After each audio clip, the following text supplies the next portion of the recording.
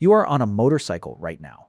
Moving. The road is unfolding in front of you, and there's nothing between you and it. No windshield, no roof, no doors, just air, speed, and the feeling that you're more yourself right now than you have been all week. And that is the strange part, because you have been awake since Monday. You have been talking, working, smiling, answering, performing, adjusting, filtering every word and every expression for 5 straight days.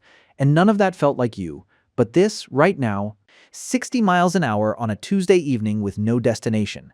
This feels like you do not know when it started. You do not know the exact ride where you first noticed.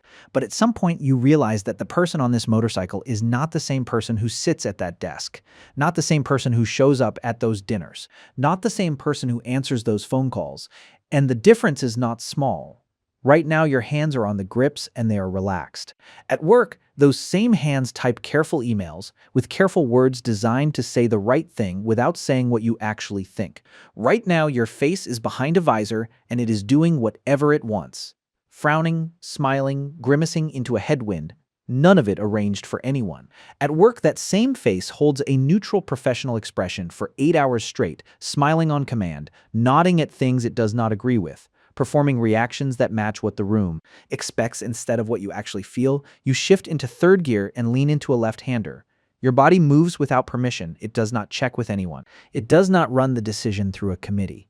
It just leans. At work, every decision goes through 3 people and 2 emails and a meeting that could have been a message. On this motorcycle, you lean and the corner answers, and that is the entire process. Decision, action, result, no filter, no delay, no politics. You come out of the corner and accelerate down a straight. The engine pulls hard and the sound fills your chest before it reaches your ears. You're grinning inside the helmet. Nobody knows. Nobody can see it, and that is the point. This grin is not for anyone. It is not the social grin you wear at parties where you laugh at things that are not funny because the moment requires it. It is not the work grin you put on when the boss makes a joke and the room needs to respond. This grin started in your stomach and hit your face before you could stop it. It is involuntary. It is honest. It is the only grin you have that is completely real. You approach an intersection. A car is waiting at the side road. You read it instantly. The front wheel angle, the driver's head position, they have not seen you. You adjust speed, shift lane position, cover the brake. All of this happens in less than 2 seconds without a single word being thought. Your body and the motorcycle handled it together, wordlessly, instantly. At work, you spend 30 minutes drafting an email about something that matters far less than what just happened at that intersection. You choose words, delete them, rewrite them, check the tone. Add a smiley face, remove the smiley face, send it, and then worry about how it will be received. On this motorcycle, you processed a life or death situation in 2 seconds and moved on. No draft, no revision, no worry about how it was received, just truth at speed.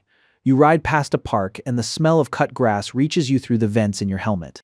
At a dinner party last weekend, your friend asked how your week was and you said good and changed the subject because the real answer would have taken 40 minutes and nobody actually wanted to hear it on this motorcycle. Nobody asked how your week was, and you're answering it anyway. Not with words, with throttle, with lean angle, with the decision to take the long way home instead of the short way. Your motorcycle is not asking questions, but you're giving it answers. The road starts twisting. Uphill, corners getting tighter. You're working now. Throttle, brake, lean look. Throttle, brake, lean look. The rhythm is physical and demanding, and there is no room for anything except this exact moment. At family dinners, you sit in a chair playing a role that was assigned to you before you could drive. The responsible one, the quiet one. Whatever you were at 15, your family still expects at 35. You have changed, but the role has not. On this motorcycle, there is no assigned role. There is no expectation from 20 years ago. There is only what you do right now, in this corner at this speed. The motorcycle does not know who you were at 15. It only knows who you are at this lean angle in this second. A car pulls out from a driveway without looking. You swerve. Your heart jumps. Your hands tighten on the grips for 1 second, then relax. You're fine. The moment passes. On social media, you would have spent 15 minutes crafting a post about it, choosing the right words, the right angle, making it sound dramatic enough to be interesting but casual enough to look cool. On this motorcycle, the moment happened. You handled it and it is already behind you. No post, no audience. No performance. Just the road continuing and you still on it. You're climbing now. The view opens up on the left. Rolling hills. Low sun. The kind of view that on Instagram would get a careful photo with a careful caption and a careful filter. Right now you see it for 1.5 seconds as you lean through a right-hander, and it fills your peripheral vision, and then it is gone. And those 1.5 unfiltered seconds meant more than any photo ever could, because you did not stop to capture it, you lived it at speed in real time. With your whole body leaned over at 30 degrees, nobody will see what you just saw the way you just saw it. And that is what makes it matter. The road levels out and you cruise. The engine settles into a steady note. And somewhere in this moment, between the wind noise and the exhaust and the tires on the asphalt, you catch yourself being completely honest.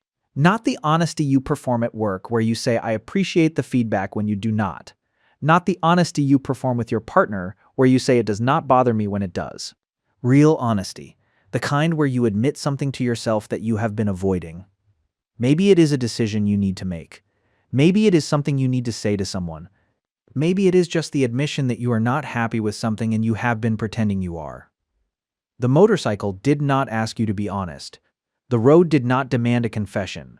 But with every other version of you sealed behind a visor and blown away by the wind, there is nothing left except the truth. And the truth, it turns out, is easier to face at 70 miles an hour than sitting in a quiet room.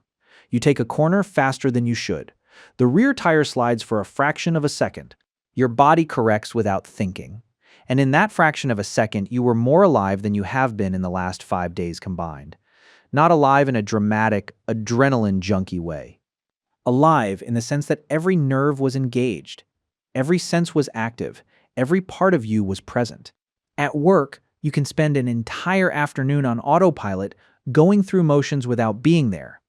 On this motorcycle, autopilot gets you killed. Presence is not optional. Attention is not a suggestion. The motorcycle demands everything and you give it willingly because this is the only place where giving everything feels natural instead of exhausting. You approach a rider going the other way. 2 fingers drop. The wave, you wave back.